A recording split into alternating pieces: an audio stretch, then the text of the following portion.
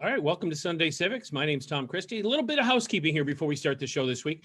One of the things we like to do, one of the things we're only doing this for, is to try and discern what civics is and why it makes a community what it is, and then pick one community to figure out why that community works or doesn't. And we picked Niagara Falls just because it's an international icon and everybody in the whole world knows Niagara Falls. So everybody in the whole world can participate in the discussion of whether things are good or bad and how they can be better or improve.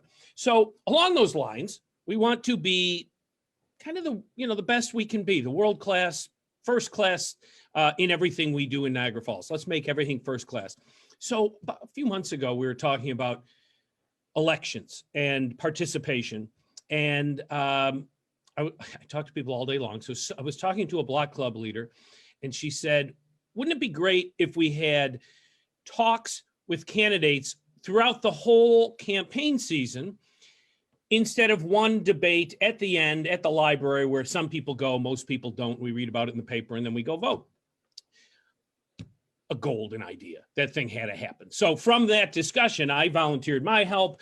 Other people volunteered their help. And fast forward to Tuesday night, we'll be having the first ever live online candidate forum. Candidate discussion. It is not a debate. We don't want it to be a debate. Nobody has equal time or this, the same question all the time. It's a debate. It's a discussion where we can all get better. You're running for city council. You're not running for president of the free world. So maybe you don't know how to do this. Well, let's get it out.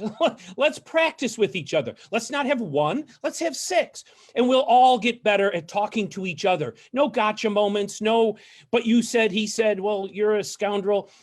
Let's just talk. And throughout the course of talking frequently, the candidates will get better at talking honestly and openly instead of maybe canned pitches. And we'll get better at listening to them.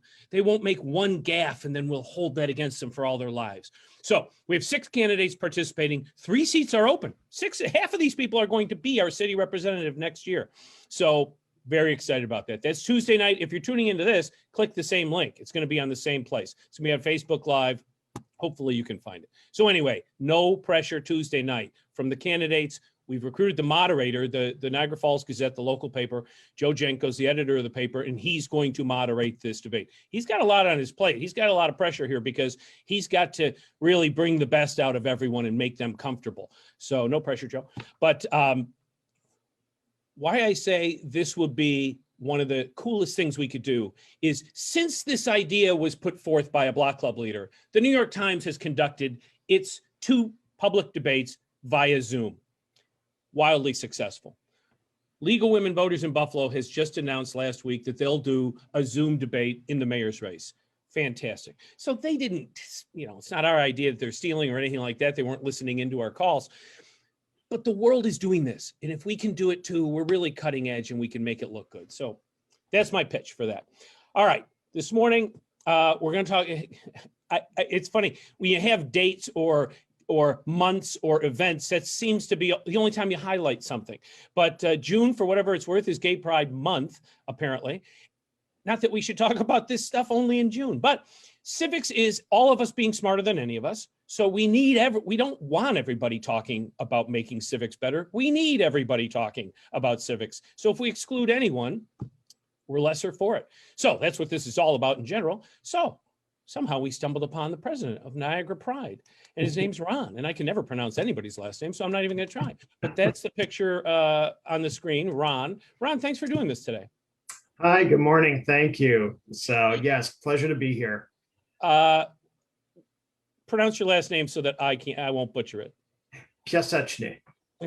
I'm never trying that name. Thank you. Sounds just the way it's spelled. Super easy. Yeah. Oh yeah. Yeah. It's just so easy.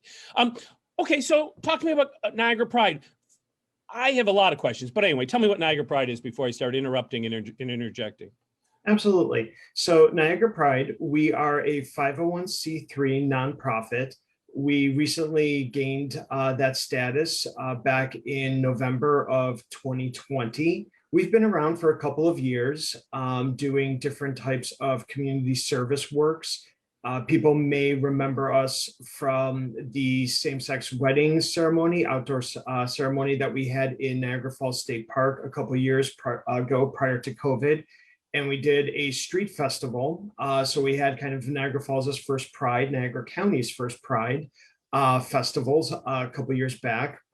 And we do a lot of drives and donation gathering and basically educational work. But the mission of the organization is really focused on providing education and charitable works. And so through that, through our education piece, we host things like our Lunch and Learn series, which is a monthly event where we bring together community providers who either have specific LGBTQ plus programming or LGBTQ plus affirming programming that individuals in the community may not be aware of, may not know that these organizations exist. So we do a Zoom live presentation, and then we record those and offer those recordings on our website so that people can view them later. We do a speaker series. We do other community trainings on topics like budgeting, healthy eating. We've done things for counselors where they can get continuing education credit for free on things like problem gambling. So that just is a small portion of our education piece. And then we also do charitable works where we've done things like sock drives and backpack drives and clothing drives, which benefit either LGBTQ plus individuals and families, or because part of our mission is that we are integrated in the community where we live, work, pray, do all the things that everyone else does in the Niagara County community. So when we do some of our drives, it's not just for LGBTQ folks, like our February sock drive, where we collected over 2,000 pairs of socks that went to homeless individuals, regardless of sexual orientation or gender. We just donated them to various local nonprofits so that they can help homeless individuals. So that is our core mission: education and charitable works. You didn't mention planting a garden yesterday. I did not. Thank you for bringing that up. That is part of, it lends itself to our education piece by having a visible representation of the community. So as Tom pointed out, our Pride Rainbow Garden, we just did our groundbreaking on it this weekend on Saturday, Saturday the 5th. It is located right outside of Power City Eatery on 3rd Street in Niagara Falls.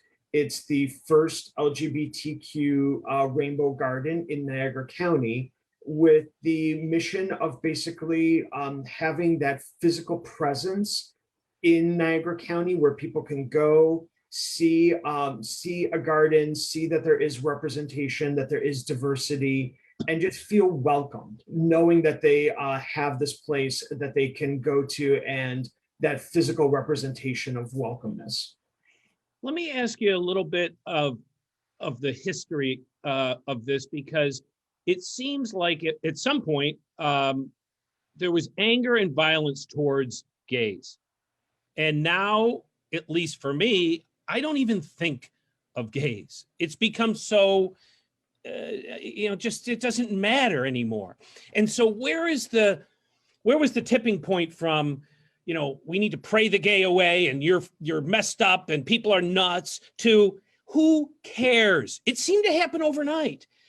Gay marriage, gay anything, it became a non-issue, which is a good thing, how did you do that? I wish I could take credit, and I wish yes. How did you do it? I don't know. I don't know how I did it. No, I think it is fair to say that there has been positive movement towards acceptance of the LGBTQ community. We see that in, I think, in larger metropolitan areas and in larger cities. But I don't think it's fair to say that that level of acceptance has trickled through all facets of American society, and especially around the world. So we know that that is not the case. We know that violence against the community still happens on a regular basis. 2020, we saw increased numbers in violence against transgender individuals, attacks against LGBTQ folks as a whole. And so if that was the case, that we had completely eliminated all violence and all aggression towards LGBTQ plus folks, I think the statistics that you see with regards to mental health and health in general, when it comes to the community, wouldn't be where they are. I mean, we see that there are still significantly higher rates of depression and anxiety amongst the LGBTQ community. We see that suicidal ideation and acting upon suicide is actually still higher in LGBTQ plus folks compared to their cisgender or heterosexual counterparts. So if we had true equality and that elimination of aggression, I think those numbers would have gone down, but clearly we haven't reached that point. So it's not over. I'm living in a different world. It's really not done yet.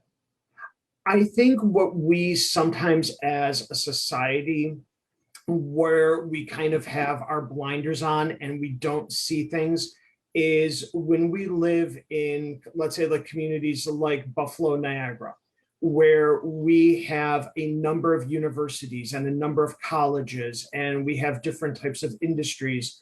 When we look at the population, we're so used to, right off the top of my head, I could probably rattle off the name of 15 different universities or colleges within Erie and Niagara County. We know people who get bachelor's degrees. We have a lot of people with master's degrees and PhDs in this area. But statistically, when you look at the country as a whole, that doesn't play out across every space in the United States. So because we live in a place where we see people that predominantly have more bachelor's degrees, more master's degrees, we may fall into this trap of thinking, well, there's a lot of people with bachelor's degrees, which is just not the case. We think that there must be a lot of people with master's degrees. Again, that is not the case either. And I think that when we start thinking that way, we also fall into that trap that we may see more acceptance in the LGBTQ plus community because of things that we see, like a shopping with pride event, or we see a pride parade, or we see stores that have the safe space sticker in the window. So I think it's a false sense that just because here in Niagara County and in Erie County, we may see those levels of acceptance getting better, doesn't mean that it's getting better across the board in the United States. You know, it's good. You mentioned worldwide. So, you know, say in some countries it's not accepted at all, and you're killed for it, and in some countries it's 100%. Those two very different views. In the United States, are there the same? You know, rankings isn't the right word, but, you know, maybe the Castro district in San Francisco is fantastic to live in, and maybe Omaha, Nebraska is horrible to live in. I mean, are there those rankings, one, in the United States where you just don't move to if you don't, you know, if you don't want to be a trailblazer? And then I guess I'm really getting to, how's Niagara Falls stand up? Are we accepting? Are we loving? Are we caring? So it's a difficult question to really answer, only because I ask easy questions. You didn't come here for easy questions. I did not. And so, no, I appreciate kind of having my brain picked a little bit.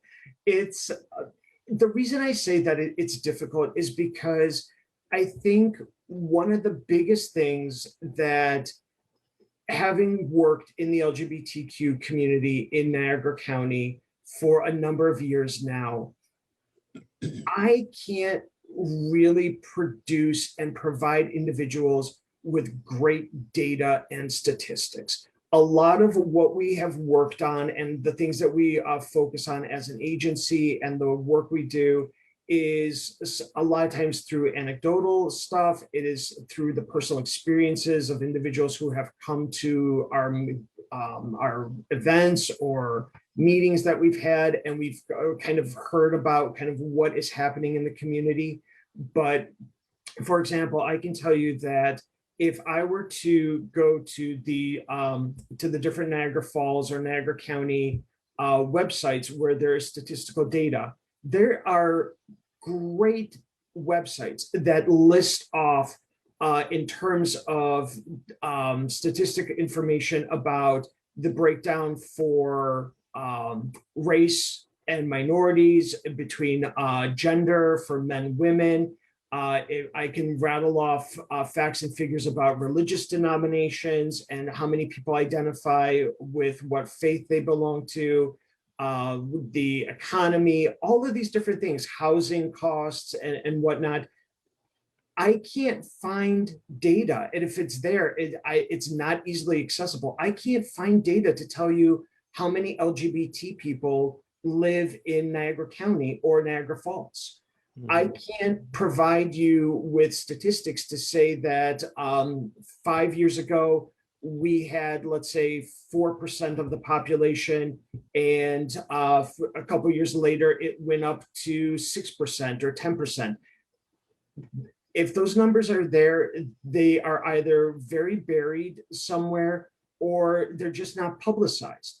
So with that, it becomes incredibly difficult to try to assess whether places like Niagara Falls or Niagara County are becoming more LGBT friendly and accepting. Yeah. We can see like I said, the pride stickers. We can see things like a pride garden being put into effect that show that visibility. How that translates to actual people moving here to visiting. I think probably the Niagara Falls Tourist Board would probably have some more statistics in terms of LGBT tourism coming into Niagara Falls. But tourism is great, but that isn't necessarily who is staying, who is living in the community. I can go and visit New York City. I can go to Stonewall. I can go to the Castro in San Francisco. I can be a tourist for a week. I don't know what the day-to-day life situation is for individuals in those communities. And the same here. Again, only through our work, I can speak anecdotally. But I wish that that was something that I could come on your show and be able to say, hey, we have seen these incredible improvements. We've seen how through the Niagara Falls Human Rights Commission that there are statistics that say in 2010, for example, we had 10% of our complaints around LGBT individuals filing complaints, and that 10 years later, that number has significantly dropped. Again, statistics are one thing, and census statistics and all that, but any community, the gay community or any community, seems to have its own radar of, you go here, you don't go here, you live here, oh, it's great to be here, and it's not good to be there. In the community, is Western New York good? Is Niagara Falls good? Is Clarence good? I mean, are we a good place, or are we lagging behind the national average of feeling, the national pulse? I think in terms of a gut feeling, I think that there are a lot of areas that we are still lacking in. I think that there are places where we don't see representation. We don't necessarily see the welcomeness from the community. I think most recently I saw a piece in it was a piece on Facebook, but a local writer made that comment that when you start seeing pride flags being waved in a community, when you start seeing be they Polish flags, German flags, Italian flags, whatever the festivity, whatever the celebration that is being conducted that month or that week, when you see those things hanging on a flagpole, when you see those banners, when you see advertising, it creates the sense of welcoming. It creates that desire that I want to go there. I want to check these things out. And as you promote as a city and as a county that level of acceptance and diversity within the population and start broadcasting that out, it starts lending itself to people wanting to live there, to want to work there, because at least it may be that initial step of creating that welcoming environment. The more that we don't see those things, like for example, like right now, the Pride Garden, let's take that as an example. That's the first Pride Garden in all of Niagara County. So when you think about that, and that is in Niagara Falls, but we know that Niagara County consists of North Tonawanda, Lockport, Wilson, Alcott, Lewiston.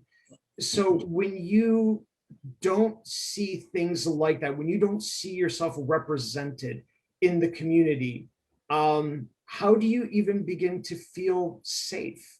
How do you know that it is okay? I can speak to the anecdotal stuff that moving to where I live in Niagara County now, I live in Lockport. I see little bits and pieces of progress and representation that were not here 10 years ago. But does that mean that I am free to walk down the street with my husband hand in hand? There are still questions about sometimes, is that acceptable? Will I get heckled? Will something happen? So I still think that there's work to be done. And I think it starts with that visibility piece. Do you ever feel unsafe? I mean, in all of Western Europe because of this. So you're holding hands with your husband, and do you actually feel, like, geez, this isn't right. I don't feel good. I mean, have the police been, back in the day, whatever day that was, pre-Stonewall or post-Stonewall or whatever, where, if you were gay and you were assaulted and you went to a cop, they would say, get out of here. Screw you. Like they really wouldn't take it as a human event, because they had their own problem mentally with the concept. Have we gotten beyond that, or is it still like, I can't even report a crime because they don't consider gay people humans? I mean, are we still in that world, or are we, a tinge of it? No, I mean, I would definitely, if something happens, I would definitely report it. I feel that people need to report those different things. That's how we know what is going on, that it's how we become educated and aware. So I think it is important to do those things. Yeah, there may be times where, again, it's that little thing of where maybe nothing would happen, and maybe nothing would come of if I was at a event in a smaller community in Niagara County, holding hands with my husband, or a peck on the cheek or something like that, and nobody would say something. But it's still sometimes that in the back of the mind where you kind of are afraid, because it's such a normal thing between couples to do. But when you have to calculate and think, is this the right environment? When cisgendered or heterosexual individuals don't even give it a second thought, that's what plays into the day-to-day lives of the LGBT community. And I think that's, again, it speaks to when I was saying how with disparities, the mental health piece, in terms of LGBT youth, they grow up seeing in their communities, they see whether or not something is acceptable. They see whether or not something is allowed. And again, without visible representation, that LGBTQ youth may think, maybe I can't come out. Maybe I can't express who I am. It leads to that anxiety. It leads to that depression. And then we sometimes wonder, well, why people leave the area. If LGBTQ youth don't see themselves as integrated into the community, what's the incentive to stay? And there's so many beautiful things about Niagara County that we would want people to stay here, to live here. It's, I mean, the economy, the businesses, the type of agriculture, the things that are here, should be things that people want to be involved in, that want to help promote and grow. And so again, if you don't see yourself fitting in because you don't have that representation, you maybe don't feel safe, you don't feel like you can be yourself, then you'll probably end up moving to where you could still do those kinds of things, but in a more safe environment or a more welcoming environment. And that's a shame. You don't want to lose people out of the county just because people don't feel like they are welcome here. All right, let me get away from the doom and gloom of because I could go another hour on just this, because it fascinates me. And I'm going to come back to it, but tell me, let's go backwards to 1969, or whenever the genesis of this was. It seems to be, the Stonewall Tavern and that, but I mean, certainly gay has been around since, since the big boom or whenever the planet happened. What happened in 69, and when did this become, a thing that became normal for everyone? Like, hey, stop worrying about being gay or not. Everybody's, people. What happened in 69, and how have what started all this? Why was there a 69 riot, and what did you finally get fed up with? So exactly. Well, I wasn't born yet, so so it wasn't me personally, but no, I think in terms of the history of LGBTQ individuals in the United States, I think you need a little bit of context and a little bit of background to get to what ultimately became the Stonewall riot. You had in this country in the 1900s, it was actually kind of surprising. You had a certain level of acceptance, which sounds bizarre. People think that, prior to these recent court cases and prior to certain states enacting laws, that it was incredibly oppressive to be LGBTQ, that you couldn't be yourself. History has kind of found that wasn't necessarily the case. Like there was clear things that you could not do as part of society. You couldn't get married, you couldn't adopt, you couldn't do certain things, but people knew of gay couples. People knew that there were gay and lesbian couples living in certain communities. It may have been unspoken, it may not have had those terms associated with it, but eventually people were here. They were living their lives. Over time, though, what started happening was basically kind of through legislation and through different movements, you kind of saw kind of a more conservative approach to society, and like sexual conservatism was one of those things, and you started seeing things basically becoming a little bit more difficult for the LGBT community to be open and live their lives. 1952, the American Psychiatric Association did what is probably one of the biggest services to the LGBT community. In their diagnostic and statistical manual, they actually labeled homosexuality as a sociopathic personality disorder. So 1952, you get the first medical documentation that being homosexual is a medical condition, that there's something wrong with being gay at that point. And then the following year, in 1953, Eisenhower, through an executive order, begins the process of eliminating LGBTQ individuals from federal employment by basically saying that if you are gay, you pose a security risk to the country. And so that starts snowballing states passing anti-LGBTQ legislation. Sodomy laws begin coming on the books, and you start kind of seeing this progression that it's becoming harder and harder to live openly and to be LGBTQ. Stonewall, basically what ended up happening in New York City is you had a group of, or a bunch of laws that, again, were basically meant to promote decency in New York City.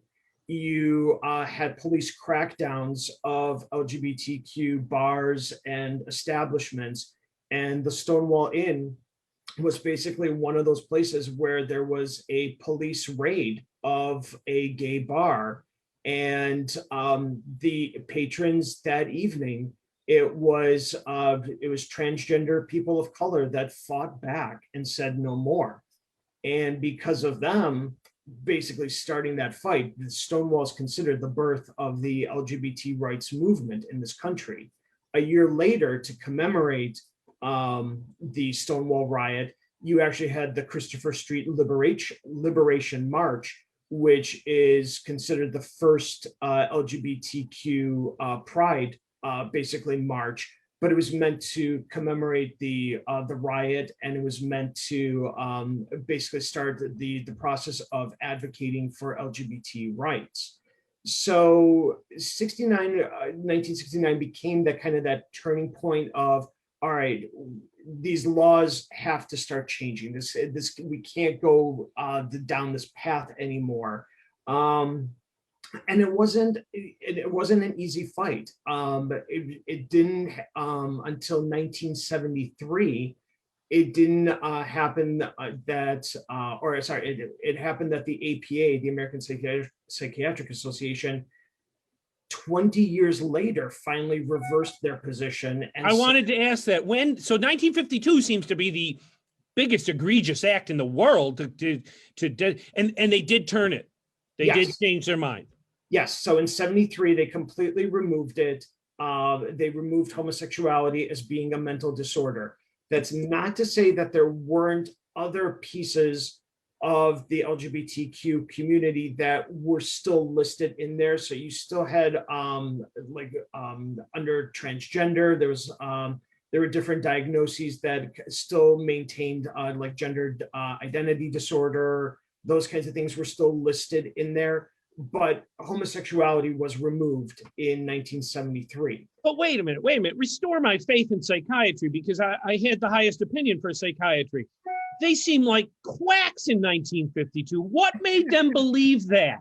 What possibly, were they still bleeding people with leeches? Even 1952 wasn't really that long ago. How did they come up with that? Was that just hate speech? They really, scientific doctors did not believe that, did they? So one of the things that I think when you step back, because I went to school for psychology, I have my license in mental health.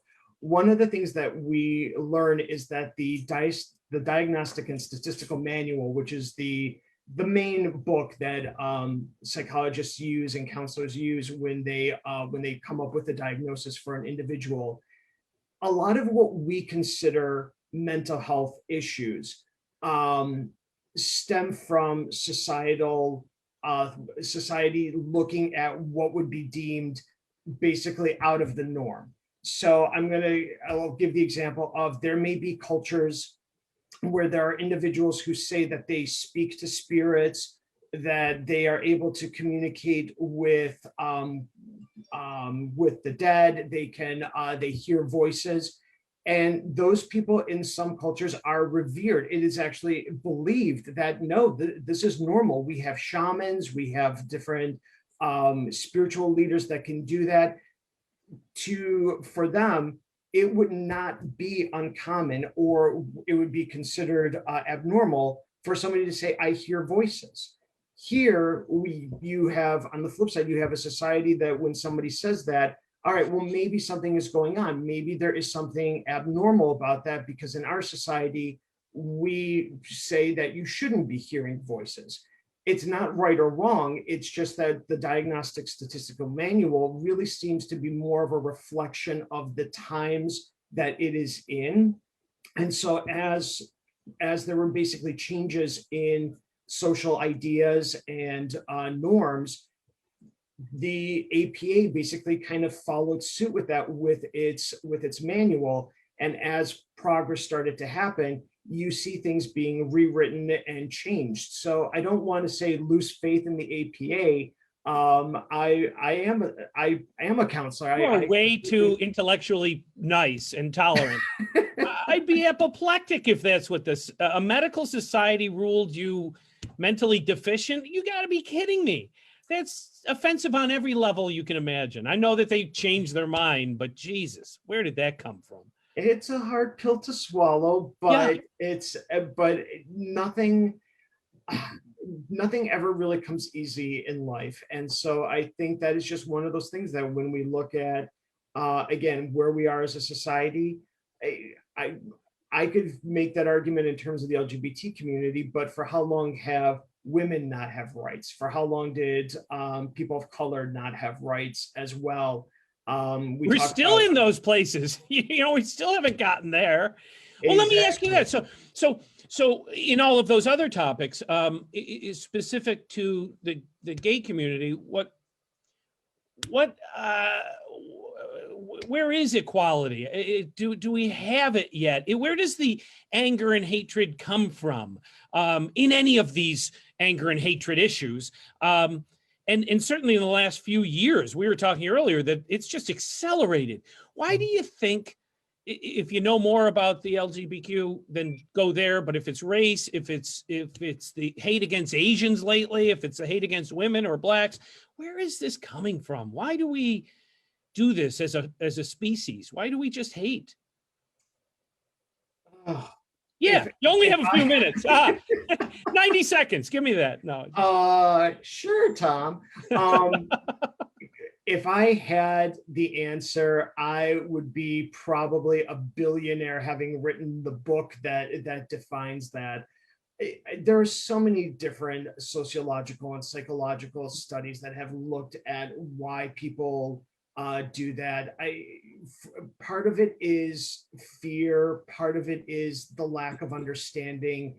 It's the idea of scapegoatism, that sometimes it is often a lot easier to blame others for one's problems and one's plight than to accept that it may be something internal, or that it's with that particular group that the problem lies. All of these different things. It could be wanting power, control. There's so many different reasons as to why hate exists. I couldn't even begin to try to answer why for one person they firmly are against, let's say, the LGBT community, because quite honestly, for that one person, their rationale for them may be X, and literally the next door neighbor who also may be anti-LGBTQ may be that way because of a completely different reason. And so trying to have conversations, one-on-one conversations, I think are truly the much better way to try to figure out how do we overcome that, because it's so hard. You touched on it, like with people of color, with women. I mean, why for so long was there this fear of empowering women? Why were there things like no right to vote and not being able to own property? Why couldn't they open a bank account? I mean, where did all that stem from? To try to break down systematically thousands of years of ideation about where those things come from, it's too difficult. But having those one-to-one conversations is not. Having go and talk to your neighbor, go and talk to the people in your community, find out what's going on. You're not going to love everybody, but at least you'll find out where they come from, who they are, and you'll start having, I think, much better sense of community and belonging than if you only listen to the news and Facebook and just stick with whatever your original core ideas are. I think that's the biggest thing you can do, is just broaden your horizons. So for Niagara Pride, are you under the umbrella of some national or international pride organization? How do you raise money? Can I become a member? How do I get more entwined with you? So we are so to not speak. part, yep. So we are not part of any national organization. We are completely independent. You'll find virtually in every community there is some LGBT organization that exists. So we just happen to be the one started here in Niagara County. Um, but basically, if individuals want to be involved, we do different types of community projects.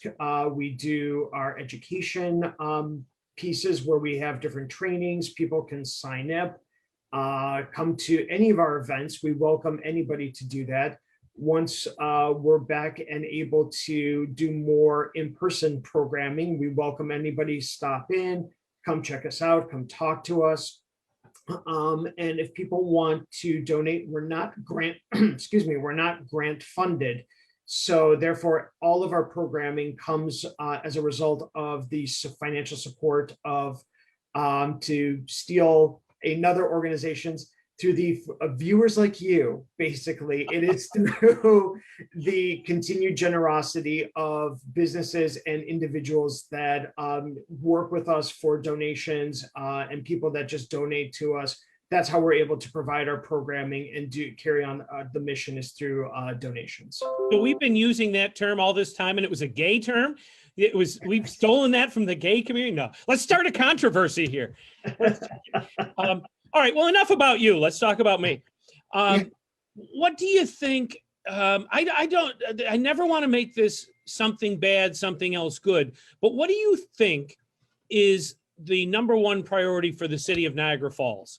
Good, bad, or indifferent, what do you think it should be doing? And let me preface that by saying, if you haven't watched every minute of every show we've ever done, which I know you have, but let's assume you haven't, we're trying to set a priority. What are we? Believe it or not, they have not declared that they're a tourist community. Tourism is not the number one industry of Niagara Falls. We're making news here. Unbelievable. It should be, right? It seems like a no-brainer, but they will not say that. They won't say it's industry. They won't say it's chemicals. They won't say it's technology. There is no number one priority from the city fathers of Niagara Falls. Seems to be a problem. But along those lines, what do you think the Falls should do? What do you think their priorities are?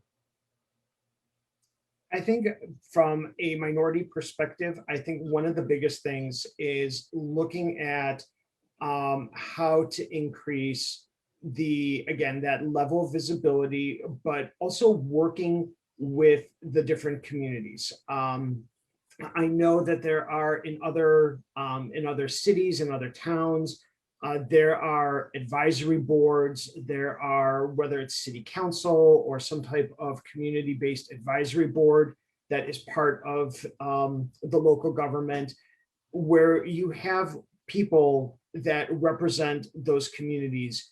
And I think it's important that you not only have individuals from the different minorities being there during, whether it's city council, whether it's within city hall, whether it is through this advisory board where people come together and share ideas. It is through that opportunity that people can start learning about, all right, what are the true needs? Because each community is going to have its own unique needs that it has to address. Lockport is going to be very different than Niagara Falls. Niagara Falls is going to be very different from North Tonawanda. We're all under the same county. We all basically were within 10 minutes driving from one another. So, I mean, so we're not that far. People live probably in Lockport, but work in Niagara Falls or vice versa. So, but there's clearly different issues at play. There are different obstacles that each of these communities are facing. And until you actually meet people where they are and start talking and having those conversations and those dialogues, I think it's a wasted opportunity. Yes, but all those communities are important and vital. Every community in the world is. Niagara Falls is different. It is a world brand. It has that gorge and waterfall. It is different than Batavia or Clarence or anywhere else. What Niagara Falls should be, what should it be? What is it? I mean, yes, North Tonawanda should play its role, and Lockport is a beautiful place. There's no better community than Lockport, but it is what it is. It already is beautiful. Niagara Falls, should it be more than 50,000 people, 45,000 people? Should it be Buffalo Avenue all over the place? Should it be tourism hotels? It is a city that I think, like Manhattan or New York, we could build into a megalopolis because of what it is. It's got the resources to be something that none of us can be. I guess that's my question. It's not, should it be a little safer or plow the streets a little better or have brighter lights? I think it could be a city of 1 million people. No? I mean, what do you think? What do you think, Niagara Falls? Do you think it could be more than North Tonawanda? It's really not more than North Tonawanda today.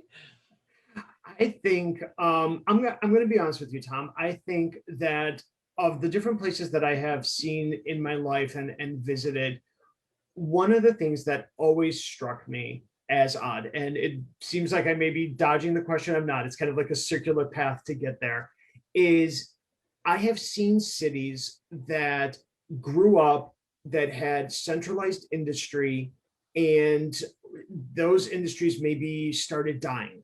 Pittsburgh and steel, let's say, maybe other communities that had these large metropolis areas. But rather than seeing the expansion and the flight of people out and into these suburbs, where we seem to have here in Erie County and Niagara County, you had people just kind of leave Buffalo, maybe leave Niagara Falls. I don't know necessarily the history and why there wasn't more put into place to retain people in, to keep it built up. But I would say if we wanted to see something like a large Niagara Falls, I think there would need to be, you would need to incentivize people to come back with, I think, definitely housing. I think you need to figure out how do you bring diversity in terms of jobs, in terms of people, in terms of different housing. A reason to go to Niagara Falls, other than, and I hate to say this, as a child, I've been to Niagara Falls multiple times. It was kind of the thing that the family did during the summer, like, oh, let's just take a 20-minute drive up to Niagara Falls, walk around the state park. And that was kind of it. As a kid, I loved the Canadian side. I loved going there because there was so much to do. It just seemed like so much fun. You would look across the gorge and see all the lights and colors and all that stuff. And I think that is something that I would love for Niagara Falls to have, is what can you bring in other than the beauty that is the state park, which is beautiful in and of its own right. You should have that. You should have those green spaces. But how do you also bring in then, bring in places to stay, bring in the shops, bring in those additional things that will make people want to say, hey, you know what? This isn't so bad in terms of just not only being a tourist here, but if I'm coming from Erie County, you know what? I could see myself living in Niagara Falls and have people say that and be like, hey, I not only see myself living there, but there are vibrant businesses and there's a whole community where I can say, hey, I can be a mental health counselor, or I can do these things, or I can work here. I think that's the biggest thing, is bringing in the variety of businesses, bringing in the variety of people to be able to start creating those senses of community. Well, we get into some economics where I know you're not saying this, but we need to bring in. One of the problems in New York State or micro level Niagara Falls is it is omni-dominated by government. Bring in. No, let somebody with $100 open a coffee shop. Oh, you cannot, because the state owns all that land. The state owns all this land over here, and then north of the casino, a developer from Manhattan owns it all. You can't take $100 and open a coffee shop anymore, which used to be the American dream. What the hell, Ron? Change that. So yes, but if we had a development mentality that was like, okay, we are tourism. We're going to build Clifton Hill because that's what people want. Branson, Missouri is nowheresville, and they built a tourist mecca. People go there with their mobile home and stay a week and see Barry Manilow. We don't even have that. And we don't have it because I don't know why. Because all the land is owned by the state or it's owned by a Manhattan developer. Mayors come, mayors go, nothing changes. I don't have any more time to be patient, Ron. So solve this for me before you're on again. I wish I could. Again, I would be probably somewhere in the Caribbean islands with tons of money. No, you'd be here. I don't want you to go to the Caribbean. I want somebody to come on this show and say, if I was a billionaire, you know what? I'd be living in Niagara Falls because it would be gorgeous. I'd be overlooking the gorge. That's what I want you to want here. You know, I mean, not you, but right. You know, I don't think you can move people into a place. I don't think you can move Spot Coffee into a place. You either come or you don't. And we don't have that right now. We have, well, we own it and we're looking for somebody to move in. We have preferred developers. What does that mean? Why don't we just have organics that people can open up a beer brewery across the street with $100? They're not going to be horrible people. They're not going to, you know, tear our neighborhoods down and ruin our communities. I don't know. Well, and I think it's I mean, what you're saying, I think, has been something that we've seen. I'm just taking a slight detour, but to your point, we have worked so hard trying to put together like a community directory of who services the LGBTQ community in Niagara County. And for the longest time, and I still think this is the case, when people think LGBTQ health, they think Evergreen Health Services. And there's nothing wrong with that. They provide incredible medical services. But if you are a Niagara Falls person, one of the things that I have heard from individuals for a long time now in Niagara County is not LGBTQ specific, but sometimes there is I don't want to have to go over the Grand Island Bridge. I don't want to have to go from Niagara Falls to Buffalo to eat at a restaurant, to go to my medical doctor, to go to my accountant, to go talk to my attorney. So from that perspective, maybe there are a lot of medical providers who do work with LGBTQ folks. We just don't know who they are. We're not seeing them. And whether that is because they're just not there, to your point, that they're just not able to open those businesses for whatever reason, but it's creating kind of that dilemma that from the minority population, we're not seeing the level of services that we need, and so that is problematic. It's not to say that there aren't providers, but when you have to try to hunt it down and find it, it's incredibly more difficult than when you are in a larger metropolitan area where you just already know that, oh, hey, I could go down 2 blocks this way and there's a little clinic that I can get my healthcare needs at, or I can go down to this little store and get all of my groceries at, or I can do all these different things. And again, that'd be great if we had that level, but yeah, it seems like it's not there.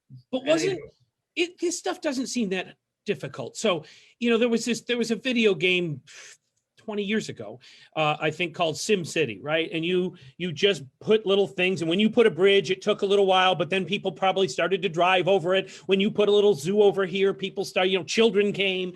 You know, if you drive into Niagara Falls, over the Grand Island Bridge, down the Robert Moses, and you head to the casino, there's 70 vacant acres of land owned by a Manhattan developer for 20 years now, Ronald, that they've been vacant. In SimCity world, that's vacant. Ain't anything coming.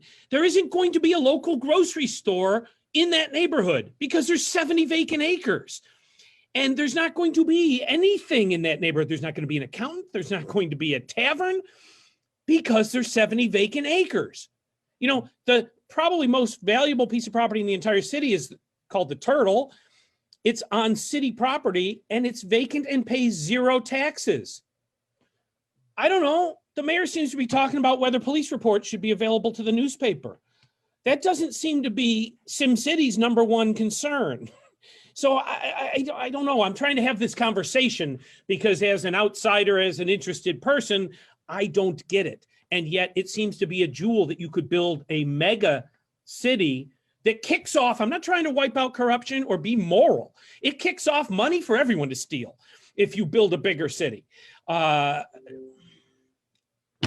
And it hasn't happened in 40 years. The only reason I'm doing it now is I've watched it for 40 years. It hasn't happened.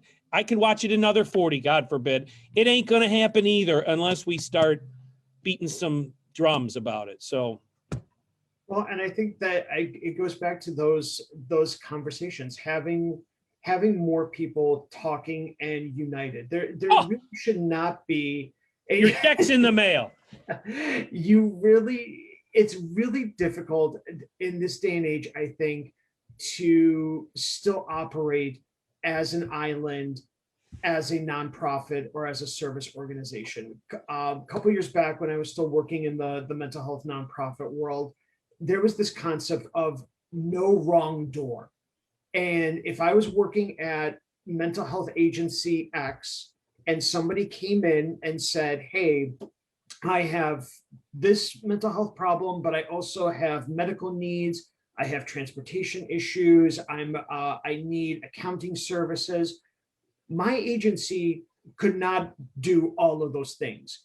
But there was this movement to say, hey, we can partner with other organizations to be able to start addressing those things, so that when that person walked in the door and maybe saw a clinician that day and started the process of addressing their mental health needs, they walked out with referrals in hand and appointments to a medical doctor. They walked out with an accountant. They had these things because of, again, that concept of no wrong door to come in to try to get services. I think as more agencies start the dialogue and start communicating with one another, like Niagara Pride, we can't do everything, but through our partnerships, through understanding one another, through having dialogues of who does what, we can help one another and say, hey, somebody's walking in the door to Planned Parenthood, but they need to link with an LGBT group. Hey, Planned Parenthood says, here's Niagara Pride's card. We'll set you up, and here's a listing of their events. Somebody walks in the door or to one of our events at Niagara Pride and says, I'm really struggling trying to find a transgender affirming medical doctor. Boom, here's our website. Here are 3 different doctors literally within 5 miles of where you are. It's through those partnerships and through that dialogue that we start basically coming together. And as more people come together, and through things like advisory councils, being able to then go back to local government and say, hey, these are the needs. This is what we're seeing. The more people together becomes a stronger voice to be able to start advocating and saying, we need to build these things. We need to bring in these services. That is exactly, you have been the ideal guest, because I am not bad-mouthing the mayor or any mayor when I spoke that way. I don't want to make them rock stars beyond their capabilities.